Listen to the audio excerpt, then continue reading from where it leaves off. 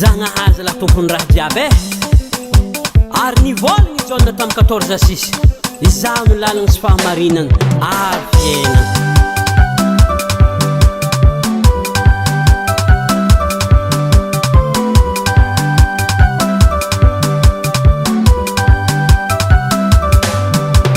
Tapakevitra amin'ny fiainako, tapakevitra amin'ny fiainako, anompony tompo Andriamanitra, anompony tompo Andriamanitra, akore.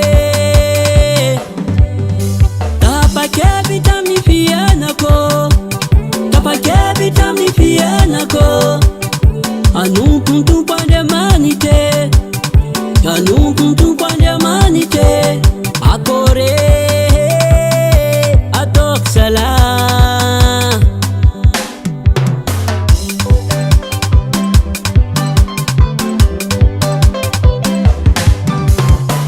Zegny ety avarô, zay raha ataoko tsy mba manjary.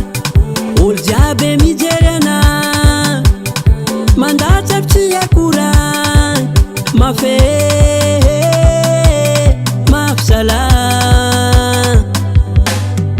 zaho zegny ety avarô, zay raha ataoko tsy mba manjary. Olo jiaby mijery anahy, mandatsafitsy akorany, mafy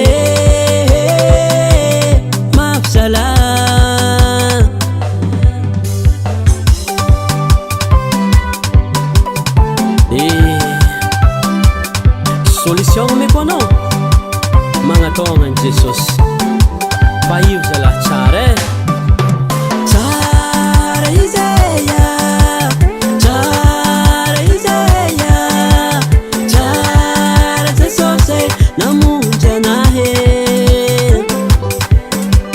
Tsara izeya, tsara izeya, tsara Jesosy amonjy anarô.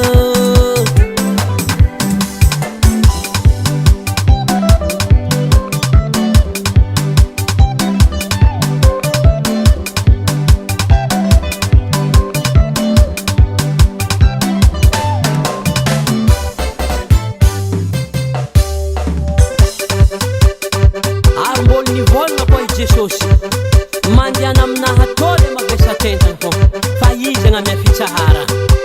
Mbôla iny koa andasanao aminjegny zalahy.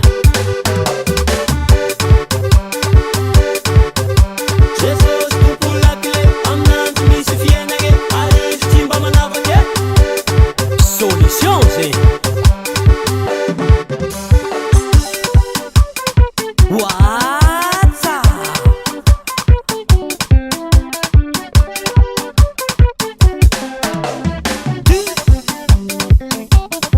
Asiuza antagnany tompony i raha zegny ô.